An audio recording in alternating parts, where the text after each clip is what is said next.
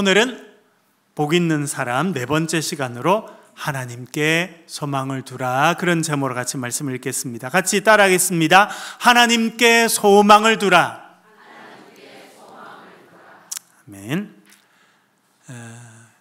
그림을 몇 개 보여드릴 테니까요, 여러분 어디 그림인지 생각해 보시고 맞춰 보시길 바랍니다.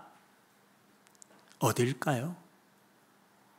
가운데 길이 있고 양쪽으로 나무가 엄청 많죠. 자세히 보면 젊은 학생들이 가방을 메고 걸어 다니고 있습니다.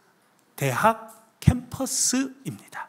넘겨주시고, 그 대학 캠퍼스의 안내 표지입니다. 우리나라는 아니라는 거 아시게 되겠죠? 한자가 가운데 써 있고, 오른쪽 위에 보면 농학부라고 돼 있고, 밑에 영어로 써 있는데, 위에 보면 글자 안 보이겠습니다만 가운데 동그란데 사람 얼굴이 있고 옆에 대학 이름이 써 있죠? 홋카이도 유니버시티라고 되어 있습니다.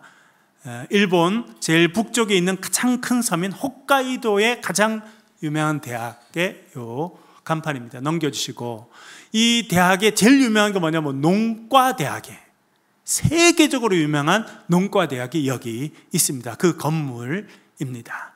그리고 이 대학을 설립한 분의 동상이 캠퍼스에 있습니다. 넘겨주시고, 요분. 이 제가 직접 찍은 사진이에요.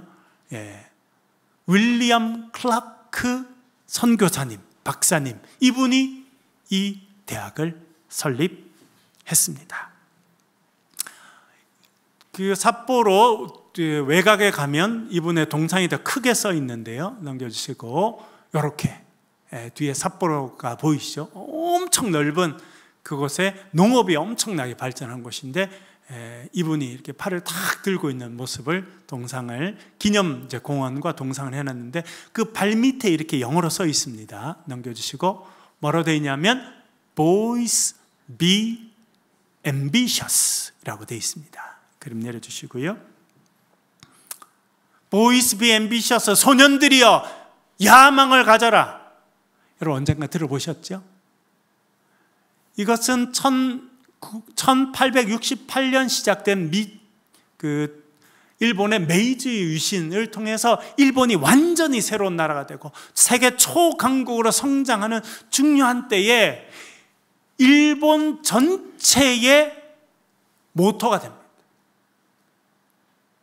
사무라이 중심에 서로 칼싸움이나 하던 그런 섬나라가 이제 세계를 압도하는 나라로 성장함에 있어서 가장 중요한 모토가 Boys be ambitious, 소년들이여 야망을 가져라 했는데, 그것은 이 클라크 선교사님이 남긴 말이었습니다. 클라크 선교사님은 1876년 일본 정부의 초청을 받습니다. 그는 이미 미국 북부에 있는 매사추세츠라고 하는 곳의 농과대학의 총장님이었어요. 근데 일본 정부가 농업을 발전시켜야 되겠는데 전문가를 모시오고자 해서 다 이렇게 조사해 봤더니 그분이 적임자다. 그래서 이 클라크 박사를 초청합니다. 일본 정부에서. 그런데 클라크 박사는 벌써 대학의 총장이고 거기도 많이 바쁜데 일본 초청을 받고는 어떻게 생각했냐면, 내가 말씀을 전해야지, 그 학생들에게 말씀을 전해야지 생각하게 됩니다. 그래서 입국할 때 농학 관련된 과학 서적들도 갖고 왔지만 성경을 40권 갖고 옵니다. 그러니까 제일 많이 갖고 온 건 성경책이에요. 그런데 세관에 딱 걸렸습니다. 종교 서적은 못 갖고 들어온다는 거예요. 세관 직원이 이 키 큰 미국 그 박사님에게 종교 서적 못 갖고 들어온다, 안 된다, 이거 불법이다. 그랬더니 이 클라크 선교사, 그러면 나는 지금 다시 미국으로 돌아가겠다 한 거예요. 그래서 이 세관 직원이 상부에 전화를 해본 겁니다. 이 사람이 지금 성경책이라는 걸 40권에 들고 왔는데 종교 서적인데 어떻게 할까? 야, 그 사람 우리 정부에서 초청한 VIP야, 통과시켜. 그래서 들어오게 됩니다. 그래서 삿포로 농업학교를 시작하게 됩니다. 미국인 교수 2명과 일본 학생 20여 명이 삿포로 농업학교 농과대학을 시작하게 되고, 이것은 지금의 홋카이도 대학의 전신이 됩니다. 이분이 오셔서 영어도 가르치고, 특별히 이분은 농업 전문가였습니다. 독일에서 박사학위를 받고 미국에서도 아주 잘 나가던 농업 전문가였는데, 이분이 와서 과학기술을 가르치고 농사는 기술을 가르치고 농업을 가르쳤지만, 이분이 아주 중요하게 가르친 게 뭐냐면 기독교 성경이었어요. 그래서 첫 입학생이 1기 학생이 20몇 명이 됐는데 전부 다 서약서를 쓰겠어요. 나는 예수 그리스도를 믿고 기독교 신앙을 갖고 기독교인으로 살겠다는 서명을 다하도록 만들. 그래서 일본이 여러분 기독교가 없었잖아요. 뭐 가끔 이렇게 선교사님들, 뭐 가톨릭 선교사님들이 있었. 심지어 여러분 일본이 우리나라를 침입할 때 임진왜란 때도 가톨릭 선교사님 따라왔습니다. 그래도 가톨릭이 안 퍼졌어. 그런데 이 삿포로 농업학교에 들어온 학생들은 다 그걸 서명하고 다 기독교인으로 성장하는 거예요. 이분이 8개월밖에 없었어요. 1년도 안 했었어요. 그리고 떠나게 됩니다. 그런데 이분의 가르침에 감명을 받은 10여 명의 학생들이 먼 길까지 와서 이분을 배웅하게 되는데, 그 마지막 그림을 이렇게 그려놨더라고요. 넘겨주시고, 이렇게 보이시죠? 누가 딴 분이 찍은 건데, 이분이 말을 타고 이제 같이 왔던 딴 분이랑 같이 떠날 때 일본 학생들이 이렇게 손을 흔들고 있는데, 이때 했던 말이 Boys be ambitious for Christ. 그리스도를 위해서 야망을 가져라 라고 말했다는 것입니다. 그림 내려주시고. 그런데 왜냐하면 이분은 기독교 신앙 가운데 성장해야 된다고 확신한 거예요.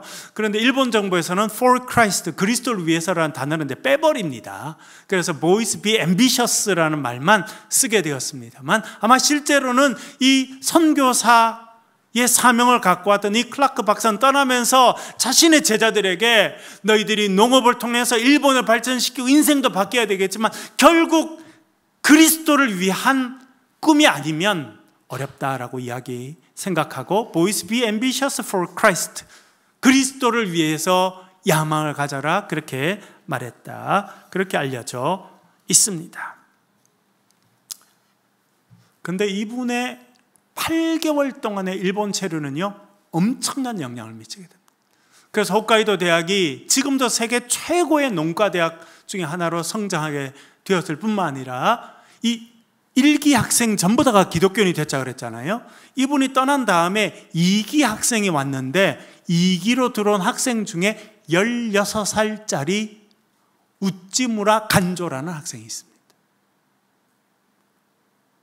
이 학생이 오니까 1기 선배들이 2기가 들어오니까 너 예수 믿어라, 너 성경의 진리를 믿고 살아가라 이랬는데, 자기는 한 번도 뭐 예수 들어보지도 않고 기독교 신앙, 제가 그거 듣고 거부했다, 안 하겠습니다.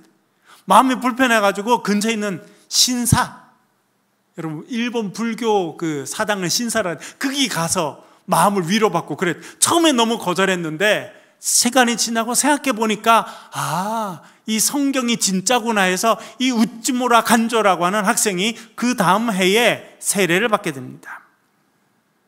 1878년 6월 21일 그가 세례를 받고 기독교인이 되는데, 그 이후에 그는 그때를 이렇게 썼습니다. 세상에는 내가 믿어왔던 것처럼 800만 개의 신이 존재하는 것이 아니라 오직 하나의 신만이 존재한다는 것을 깨닫게 되었다. 기독교의 율신 사상은 내가 가진 미신의 뿌리를 도끼로 내리쳤다. 그래서 그는 철저한 기독교인이 됩니다.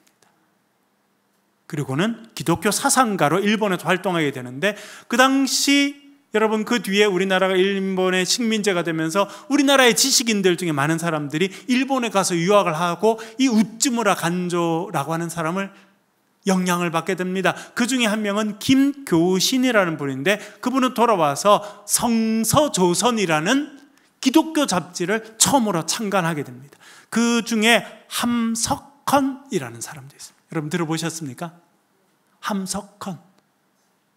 우리나라 기독교 사상가로, 민족주의자로 우리나라의 가장 가장 큰 영향을 끼친 분 중에 한 분이 함석헌인데, 이분도 이 우찌무라 간조의 영향을 받게 됩니다. 여러분, 부산에 가면 고신대학 병원이 있죠? 복음병원. 누가 세웠습니까?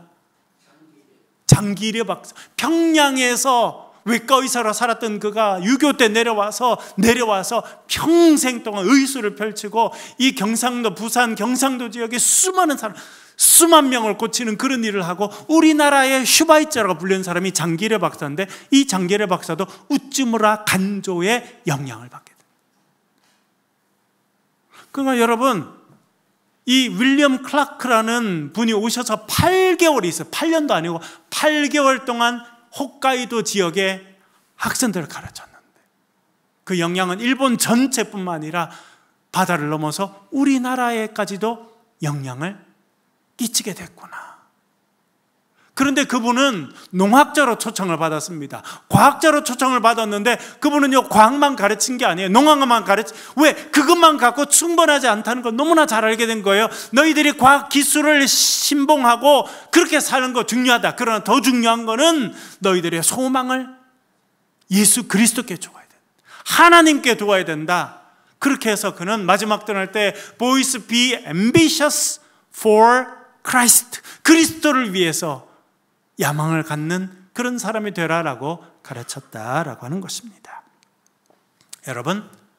여러분들은 무엇에 소망을 두고 살아갑니까? 무엇이 여러분들의 소망이고 희망입니까? 하나님께 소망을 두고 살아가실 수 있기를 주의 이름으로 간절히 축원합니다. 오늘 본문에도 그걸 말씀합니다. 42편 5절 같이 한번 읽겠습니다. 시작. 내 영혼아, 내가 어찌하여 낙심하며 어찌하여 내 속에서 불안해하는가? 너는 하나님께 소망을 두라. 그가 나타나 도우심으로 말미암아 내가 여전히 찬송하리로다. 아멘. 이 시는 고라 자손의 시. 여러분, 고라 자손의 제일 첫 번째 조상의 이름이 뭡니까? 고라죠. 고라는 민수기 16장에 보면 반역을 일으킵니다. 그도 레위인 가운데 똑똑한 청년이었어요. 그런데 왜 우리 레위인 중에 똑똑한 사람 많은데 왜 아론의 후손만 제사장이 되냐? 불만을 가졌어요. 이거는 모세가 자기 형이라고 세워졌기 때문이다. 그렇게 막 부정적인, 여러분, 부정적인 이야기를 하면 따르는 사람이 있습니까? 없습니까? 있어요? 없어요? 많습니다. 그래서 요즘에도요, 인터넷에 보면 거짓 뉴스가 그렇게 유행하고 이단들을 따라가는 사람들이 많고, 여러분, 최근에 보니까 마약이 우리나라에 많이 퍼지고 있어요. 왜요? 나쁜 거는 잘 퍼집니다. 이 고라가 사람들을 그렇게 했더니 많은 사람들이 붙어. 심지어 지도자들 중에 250명이 그를 따라서 큰 단체가 됐습니다. 힘 있는 단체가 됐어요. 그래서 모세, 네가 왕이냐? 아론, 네 혼자만 뭐 잘났다고 제사장이 되느냐? 우리는 못나서 그러냐? 이렇게 하게 됩니다. 여러분, 아론이 제사장이 된 것은 모세가 세운 겁니까? 하나님께서 세우라고 명령하신 것입니까? 하나님께서 아론을 지명해서 제사장이 되게 했어요. 그런데 다 음모론에 빠져가지고 그렇게 하니까, 그래서 모세를 공격하고 아론을 공격하고, 그리고 뭐라 그러냐면, 야, 모세, 네가 우리를 꼬셔가지고 이 광야까지 나오게 됐는데 적과 꿀이 흐르는 땅에 데리고 간다 그러더니 뭐 적과 꿀은 없고 광야에서 우리가 맛없는 만나나 먹고, 그렇게 비판하게. 여러분, 그것도 모세가 한 일이 아니에요. 하나님이 하신 일인데 그 모든 것을 부정하는 그런 결과를 낳게 됩니다. 그래서 하나님께서 고라를 치시게 되고 고라를 따른 무리들을 치시게 됩니다. 그래서 어떻게 벌을 받습니까? 땅이 입을 벌려서 그들을 다 삼켜버리는 너무나 충격적인 결과를 얻게 됩니다. 그런데 여러분, 성경에 보면 그의 아들들은 죽지 않습니다. 그 아들들은 살아남아서 후손을 낳게 되고 그 후손들이 고라 자손이 됩니다. 그래서 그 고라 자손 중에 일부는 성전 문지기가 되고 일부는 찬양대가 됐습니다. 그래서 목소리로 찬양하고 우리 앙상블처럼 악기로 찬양하는 그런 사람들이 된 거예요. 이 사람들은요, 자기의 첫 번째 조상이 그렇게 충격적인 결말을 맞이한 걸 보고 그 사람들은 아주 중요한 교훈을 얻게 됩니다. 그래서 자녀들에게 계속 이야기해요. 너는 하나님만 바라보, 하나님만 소망해야 된다, 하나님의 뜻에 순종하는 인생이 되어야 된다라고 가르친 것입니다. 그래서 오늘 본문에서도 고라 자손들이 그렇게 노래하고 있는 것입니다. 너는 하나님께 소망을 두라 말씀하고 있는 것입니다. 여러분, 그렇게 하나님께 소망을 두고 살아가면 어려움이 있습니까? 없습니까? 있습니까? 없습니까? 우리 1절 말씀 읽어볼게요. 42편 1절 읽겠습니다. 시작. 하나님이여, 사슴이 시냇물을 찾기에 갈급함같이 내 영혼이 주를 찾기에 갈급하니이다. 아멘. 사슴이, 목마른 사슴이 시냇물을 찾는 것처럼 내가 주를 찾습니다. 여러분, 언제 그렇게 간절히 주를 찾게 됩니까? 여러분, 신앙생활 해보니까 언제 주님을 간절히 찾게 돼요? 환난과 어려움이 있을 때. 여러분, 예수님을 믿고 하나님을 소망하고 살아가도 우리의 삶의 고난이 찾아오게 돼요. 목마른 사슴처럼 하나님을 찾아야 될 때가 찾아오는 것입니다. 그런데 더 어려운 이유가 있습니다. 그들이 하나님을 더 찾았던 이유가 있어요. 3절 읽어보겠습니다. 같이 읽겠습니다. 시작.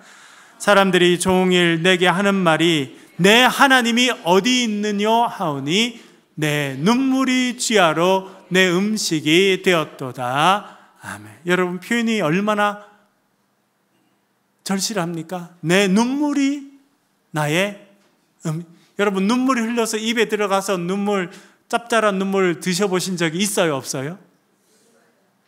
그거 없으면 인생을 논하지 말아야 돼요. 내 인생은 그렇다고 너무 처참한 게 아닙니다. 왜? 다 그래. 하나님을 잘 믿는 사람도요, 우리의 삶에 어려움이 있는 거예요. 눈물이 내 음식이 되는 날이 찾아오는 것입니다. 여러분, 그럴 때 어떻게 해야 됩니까? 그럴 때에 하나님을 더 찾아야 돼요. 저도 짧은 생을 살아보고 지금까지 목회하면서 깨닫게 된 게 있어요. 그 사람이 진짜 어떤 사람인가 하는 것을 알려고 하면 언제 알아봐야 됩니까? 언제 알 수 있습니까? 어려움이 왔을 때 어떻게 하는지 봐야 알 수 있어요. 삶의 어려움이 찾아오면 그 사람의 마음에 진짜 뭐가 있는지가 나오게 돼 있다는 거예요. 다윗, 하나님을 사랑했습니다. 하나님께 사랑하신 사람이 다윗이었습니다. 그래서 여러분, 다윗의 삶에 어려움이 있었습니까? 없었습니까? 많았습니다. 심지어는 자기의 장인 어른이 자기를 죽이려고 해서 산으로 들로 도망갔는데 더 이상 도망갈 데가 없어서 적군인, 지금 말하면 38선을 넘어가지고 철책선을 넘어서 북한으로 간 거나 마찬가지인 거예요. 블레셋에 갔습니다. 거기서 살아남으려고. 그런데도 딱 붙잡혔어요. 사람들이 그를 붙잡고 아기스라는 이름의 왕 앞으로 끌고 갑니다. 그럴 때 그가 어떻게 합니까? 미친 척합니다. 살아남기 위해서. 여러분, 인간이 할 수 있는 가장 처참한 일은요, 목숨을 구걸하는 일입니다. 그런 일이 그에게 다가온 거예요. 그때 그가 쓴 시가 시편 34편입니다. 34편 1절 위에 표제어가 있죠. 이렇게 되어 있습니다. 같이 한번 읽어볼게요. 읽겠습니다. 시작. 다윗이 아비멜렉 앞에서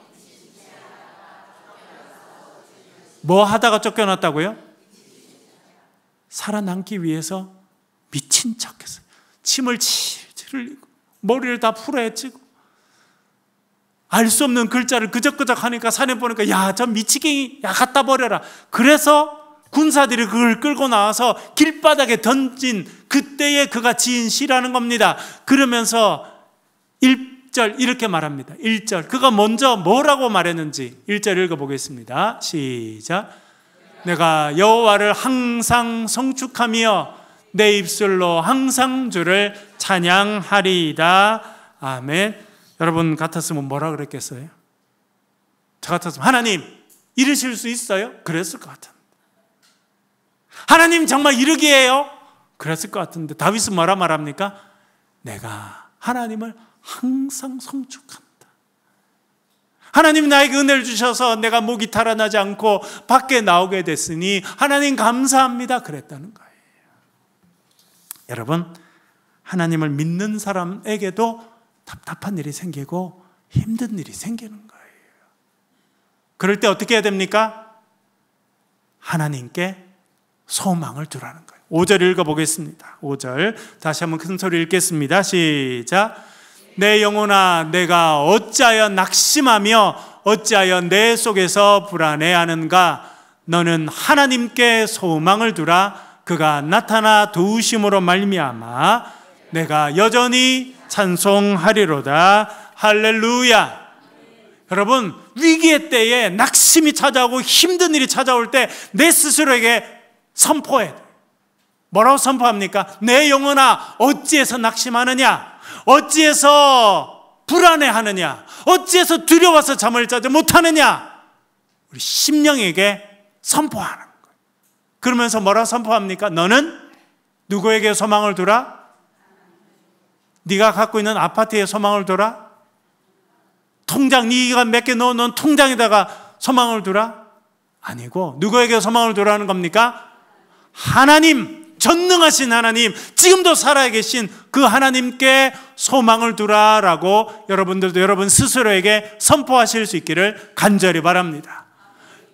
클라크 선교사님이 와가지고 농업기술 가르쳐주고 과학기술 가르치면 충분했을 것 같은데 왜 그 정부가 다 싫어하는 줄 알면서도 성경책을 40권이나 갖고 오고 왜 그 학생들에게 다 서명을 시키고 기독교인이 되게 그렇게 가르쳤겠습니까? 결국 하나님께 소망을 두는 인생이 돼야 새로운 역사가 이루어진다는 걸 알았기 때문에 그런 거예요. 여러분들 하나님께 소망을 두시길 바랍니다. 여러분 자녀들에게도 하나님께 소망을 두는 사람이 되라 그렇게 가르치시길 주의 이름으로 간절히 축원합니다. 빅터 프랭클, 제가 여러 번 말씀드렸죠. 오스트리아의 정신과 의사였어요. 그런 유태인이. 그래서 잡혀갑니다. 아우슈비츠, 이 세상에 있었던 지옥 중에 하나였던 아우슈비츠 수용소에서 그는 수용자로 살게 되고 또 의사였기 때문에 의사로서 그 죽어가는 유대인들을 돕는 일들을 하게 됩니다. 그러면서 그가 쓴 책 가운데 이런 내용이 있습니다. 언젠가 한번 소개를 해드렸습니다만, 아침에 일어났는데 고참 관리인, 그러니까 유대인들 중에서도 관리인으로 하는 사람이 있어요. 이 사람은 전직 유명한 작곡자였는데 자기한테 왔다. 의사 선생님, 꿈 이야기 좀 들어보시오. 무슨 꿈이야? 내가 꿈을 꿨는데, 몇 주 전에 꿈을 꿨는데 그때 너무나 특별한 꿈을 꿨다. 그래서 꿈이 무슨 내용이었는데, 내가 꿈에 봤는데 음성이 들리더라. 네 소원이 뭐냐, 뭐든지 들어주겠다는 음성이 들리더라. 그래서 내가 무슨 소원을 말한 줄 아시오? 무슨 소원을 이야기했는데요, 전쟁이 언제 끝나느냐 물어봤다. 그랬더니 그 음성이 자기 귀에만 속삭이면서 알려주더라는 거예요. 3월 30일에 끝난다. 그래서 이 사람은 그 꿈에 들은 자기의 음성을 확신한 거예요. 그래서 야, 이제 전쟁이 끝마치고 이 지긋지긋한 이 아우슈비츠 수용소에서 벗어나게 될 거다. 그렇게 하고 너무너무 즐겁게 살아갔다는 거예요. 근데 점점 시간이 지나서 3월 20일이 되고 25일이 되고 그런데도 전쟁이 끝날 기미는 전혀 안 보여요. 3월 29일 날 그는 갑자기 쓰러져서 아프기 시작하고 고열이 나게 됩니다.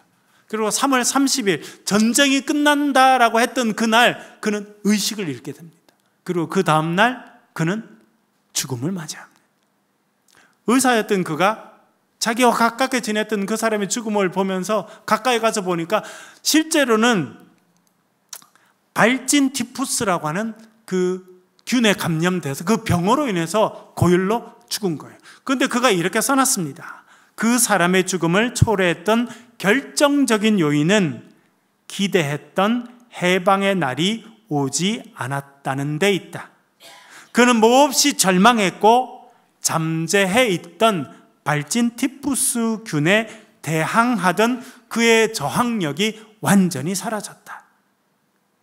미래에 대한 그의 믿음과 살고자 하는 의지가 마비되었다. 그래서 그의 몸은 병마의 희생양이 된 것이다. 이 사람은요, 꿈에 들었던 음성의 소망을 두고 산 거예요. 그런데 헛것이죠. 자기의 그냥 마음의 소원이 꿈에서 자기한테 이야기해 준 거, 그거에 소망을 두고 그걸 믿고 살아가니까 그대로 안 되니까 절망해서 갑자기 죽음에 이르게 됐다는 거예요. 여러분, 우리도 그런 우를 범할 때가 있습니까? 없습니까? 야, 잘 들으라. 니한테만 알려주는 거다.